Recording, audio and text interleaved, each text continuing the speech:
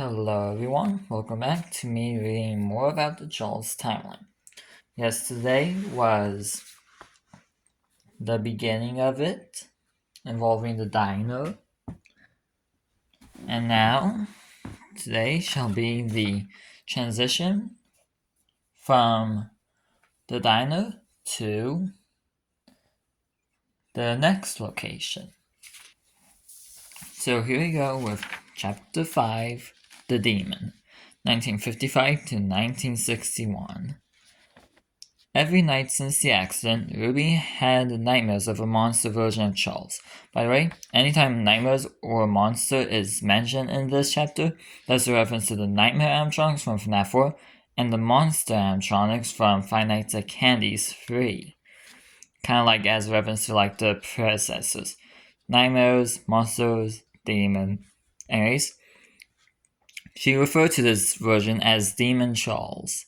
So yeah, Nightmares, monster, demon. Anyways, every gap in Demon Charles's body were filled with sharp, bloody teeth. Cause in the mind of a 10-year-old at the time, all she knew was that Carla was crushed and therefore eaten by the monster. So any gaps, such as anything around the eyes, even though I don't draw that, in between joints or whatever, any hole would be filled with teeth. Anyways, she would close her bedroom door, closet door, window curtains, and even hid under her blanket if the demon ever appeared under her bed. It happened every night for years of her life. It was only until she was 16 when she had the idea to burn the demon. Ruby drew a drawing of Demon Charles and slept with it. In her nightmare, she had the drawing.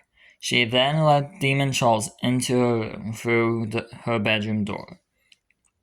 She then grabbed her lighter from her nightstand and lit the drawing on fire. As the drawing burned, Demon Charles burned as well. As Demon Charles screamed in pain, Ruby woke up in the morning, the lighter in one hand and the burned drawing in the other. Ruby put the lighter away and put the drawing on her bedroom floor. She stomped on the drawing. The drawing turned into ash. Ruby put the ash in the trash. That ironically rhymes and sounds like a rap. Ruby put the ash in the trash. It just, anyways. She opened her window curtains, letting in the morning sun. Ruby was finally free from Demon Charles, the monster who haunted her nightmares for 6 years. And by the way, monster and nightmares is capitalized here for that reference. Yes, unlike Crying Child from FNAF 4, who only had them for like a week, and Mary from Five Nights at Candy's 3, who had them for like a few months, Ruby had her nightmares for 6 years. Yeah, the Charles Highway is a lot more traumatizing and scary. And all because of that happy face. Yeah. Anyways, the end of chapter 5.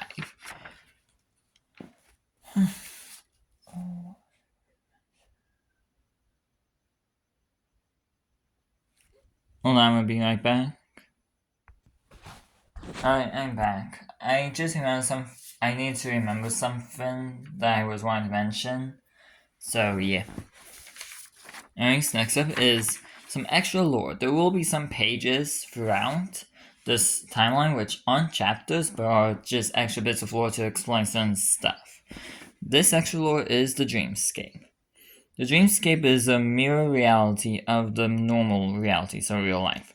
There is one effect of the dreamscape, and that is anything that happens in real life. So if something breaks in the dreamscape, it breaks in reality.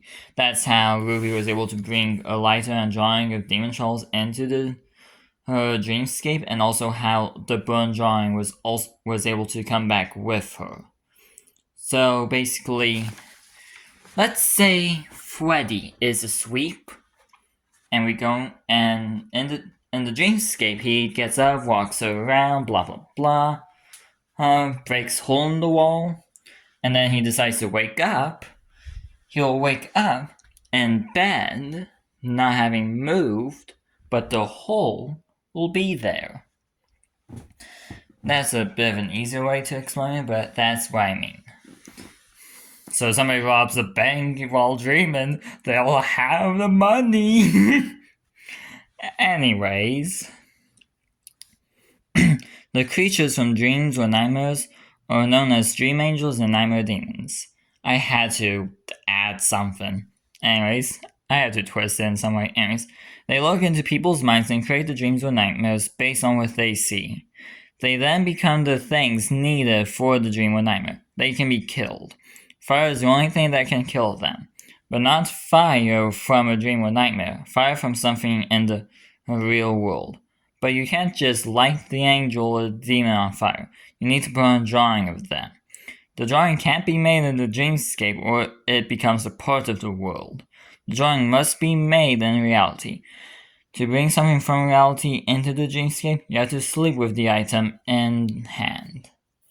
So I thought of this earlier today, but reason how Ruby was able to do that, even though she wouldn't have known that in the first place, she read a book about it, about the dreamscape and different theories about it, and this was one said theories. And she decided to try it as a way to get rid of the nightmares. Something on my screen.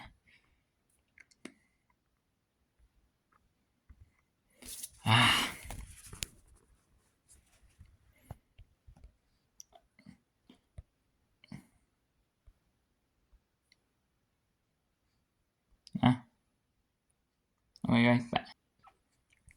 Alright, anyways, and now, finally, Chapter 6, A New Location, 1961 to 1963. 6 years after Charles's Diner closed, the son of David North, old owner of Charles's Diner, Daniel North, decided to recreate his father's restaurant, but new and improved. Daniel decided to go full animatronic and make the place safe. He made a line of animatronics he referred to as Showtime animatronics. There was Showtime Charles, Showtime Danny, and 2 new animatronics, Showtime Polly Parrot and Showtime Rachel Rabbit. Yes, that's meant to be a reference to those nights at Rachel's. But just so you know, it's a completely different look. Anyways, the new location was called Charles's Pet Palace. It was originally called Charles's Pizza, I think, but yeah, pizza wasn't really one of those popular foods back in the 60s, so yeah, I had to do something. And all the animatronics are based off of different pets, cats, dogs, parrots, and rabbits. So Pet Palace, even though it's not big. Anyways, Daniel even made advanced technology by making 4 computers and putting cameras in the animatronics. The computers were just rewired TVs.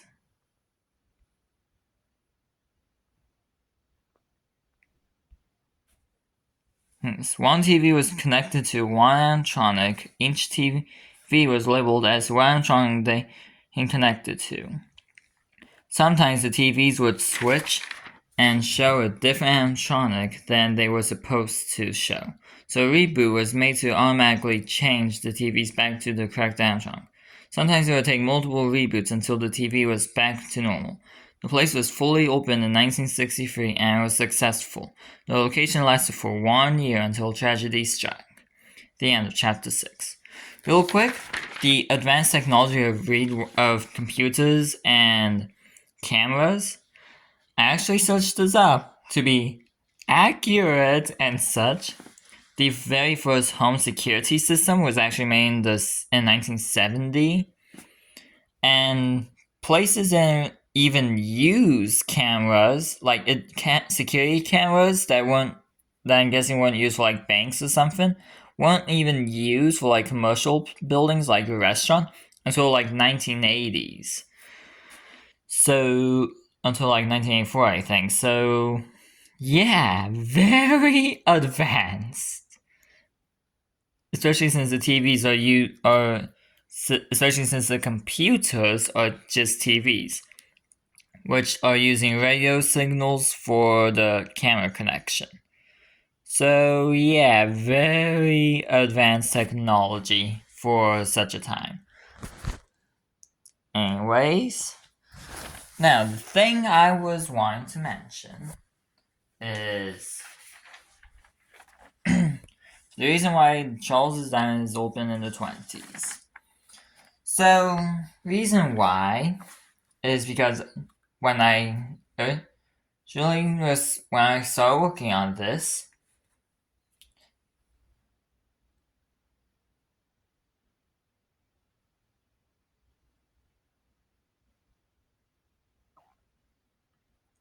okay, I might sneeze randomly. Anyways, I was watching a gotcha reaction video of William Afton, Henry Emily, and the owners of Candy's Burgers and Fries and Bond's Burgers react to each other. And I was like, hey, I noticed something. Fredbear's was open in the 80s. Bond's Burgers was in the 70s. Candy's was in the 60s. He specifically ran Cat, and the original Ran Cat Theater was the 50s. And Disney was the 30s. So I decided, why not one up them all and do my place in the 20s? So yeah, that's why Charles's Diner is open in the 20s. Is a way to say, haha, my place is older than all y'all's.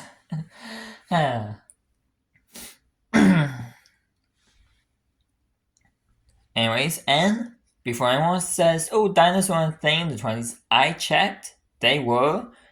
Just in like the 50s or something is when they really became popular, but they were around in the 20s, okay?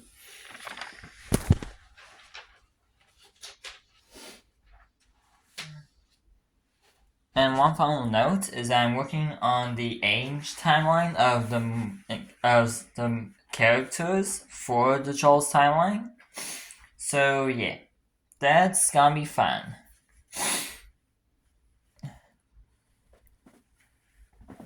But just a little disclaimer, Carl South, the person in Charles, is old. I just gave the English heart, gave a little spoiler anyways. So yeah, that was that. Charles Timeline Part 2, the in-between. There's all that. And it's done. Tomorrow shall be Part 3, where we get to look into Charles's pet palace. And also, technically, the end of Charles's pet palace and what happened after. That'll be part 3. Part 4 will be the end.